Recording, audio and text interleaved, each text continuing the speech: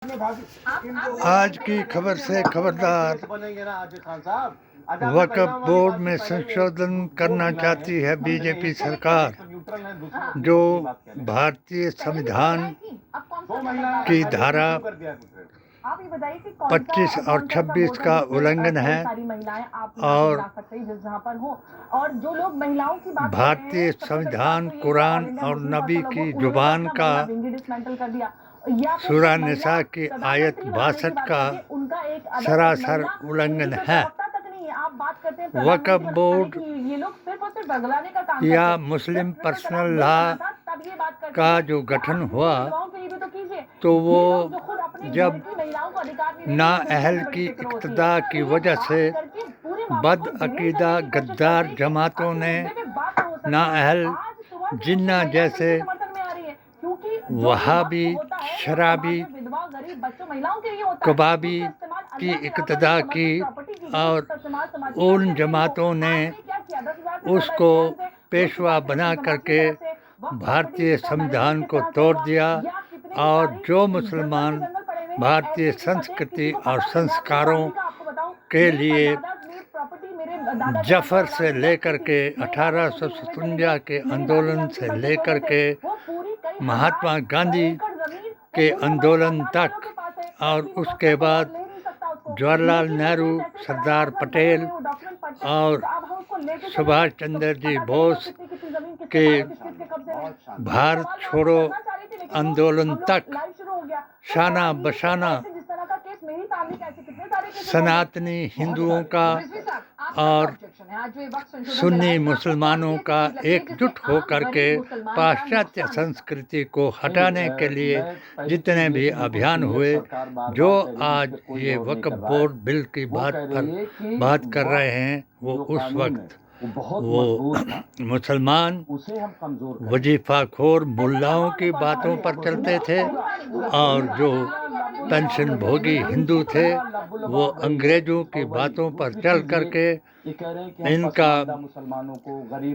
कांग्रेस का विरोध करते थे। जब तक जिन्ना कांग्रेस में रहे तब तक उन्होंने भारत को आज़ाद कराने के लिए पूरा इनके साथ प्रयत्न किया। जब उन्होंने मुस्लिम लीग बनाया तो अंग्रेज़ों ने इनको टुकड़े का लालच दे करके, प्रधानमंत्री का लालच दे करके भारत के टुकड़े कराए। आज का जो बिल है, जिनको आज़ादी का इतिहास याद नहीं, 1925 में जो आरएसएस ने एक सपना संजोया, जिस सपने को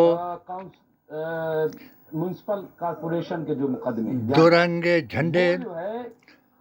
और हाथ में डंडे और निकर पहन करके मुसलमानों के खिलाफ एक ट्रेनिंग दिलाई, उसके इवज में अंग्रेज ने मुसलमानों से भी एक जमात ऐसी बनाई जिसे बहकाया और जिन्ना की इक्तदा में उसको आगे लाया। फिर भी हमारे मुसलमानों ने अपनी जितनी भी आज़ादी की लड़ाई के लिए जानें गंवाई थी, उनको नहीं भुलाया और 1933 में हाशमती ख़ानदान ने एक आह्वान कराया और हमारे मुतअद्दिद आलिम और यदि आपने अमित शाह जी को सुना हो, बरेलवी ये रेट्रोस्पेक्टिव बिल नहीं है, यानी कि अहमद रजा खान ने अंग्रेजों के खिलाफ इस आयत का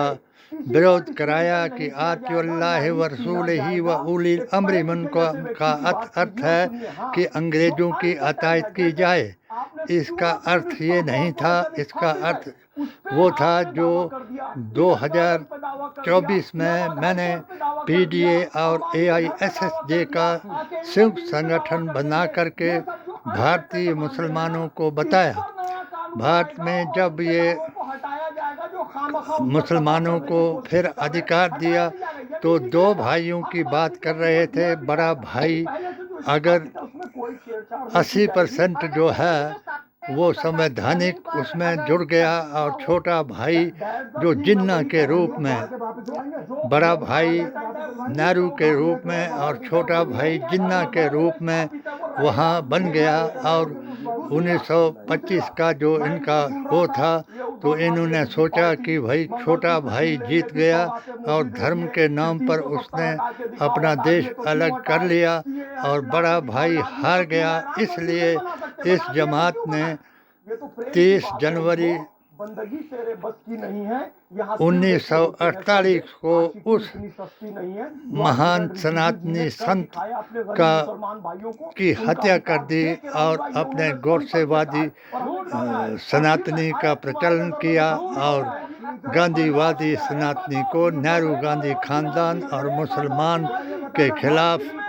बयान दिया और बयान दे करके इसको 80-20 में अभी बदल लिया। 3 बातें उस वक्त की याद कर ले इतिहास को। आज जो इस बिल पर बहस कर रहे हैं, 3 बातें ये थी कि भारत में शिया वक्फ बोर्ड अलग बनाया गया, सुन्नी वक्फ बोर्ड अलग बनाया गया और कादियानियों ने 3 ये कौमें जो भारत में रह गई थी, कादियानियों ने अपना जन्नत जो है वो कादिया में बना लिया। जिनको किसी बोर्ड से मतलब नहीं थे, उन्होंने अपनी हूरें बिठा दी, अपनी जन्नत बना ली। वो अभी भी जन्नत में हैं और जन्नत में रहेंगे। रूबिया लियाकत जो है उनकी पेशवाई करती रहेगी। जहाँ तक रहा सुन्नी बोर्ड का, तो मैं अरशद मदनी से जो आज इस बिल का विरोध कर रहे हैं, वो रसूलुल्लाह सल्लल्लाहु अलैहि वसल्लम के दीन में शामिल हो जाएं और सुन्नी वक्फ बोर्ड की पैरवी करते हुए, सुन्नी वक्फ बोर्ड की अध्यक्षता करते हुए अपने आप को सुन्नी साबित कराएं। अन्यथा मौलाना और कोई रोक थोड़ी रहा है किसी को जाने से। अगर अपने डॉक्टर जाकिर नाइक की तरह या अपने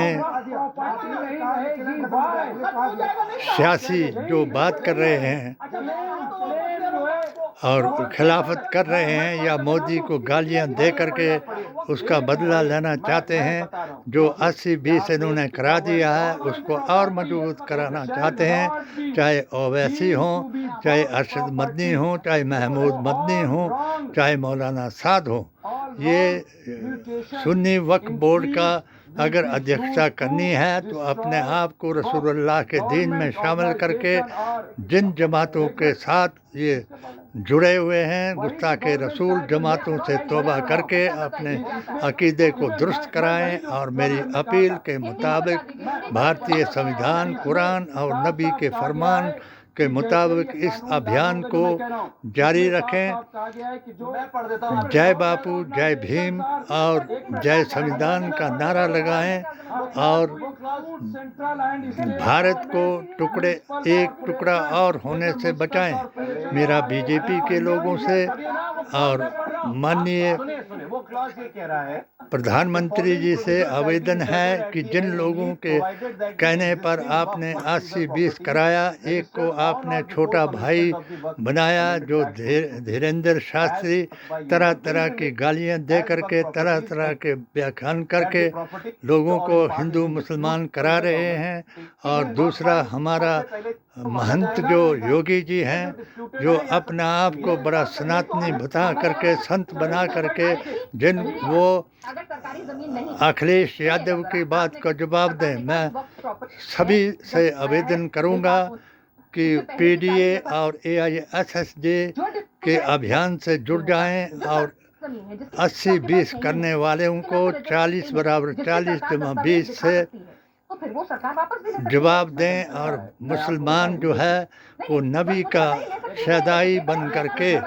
20% रहने पर भी वीटो पावर बन जाए और 40 गौरसेवादी और 40 जो हैं गांधीवादी हो जाएं। तो आप अपनी वीटो पावर दिखाएं, जिस तरफ संविधान को बचाने वाले हों उस तरफ हो जाएं। जय हिंद, जय भारत।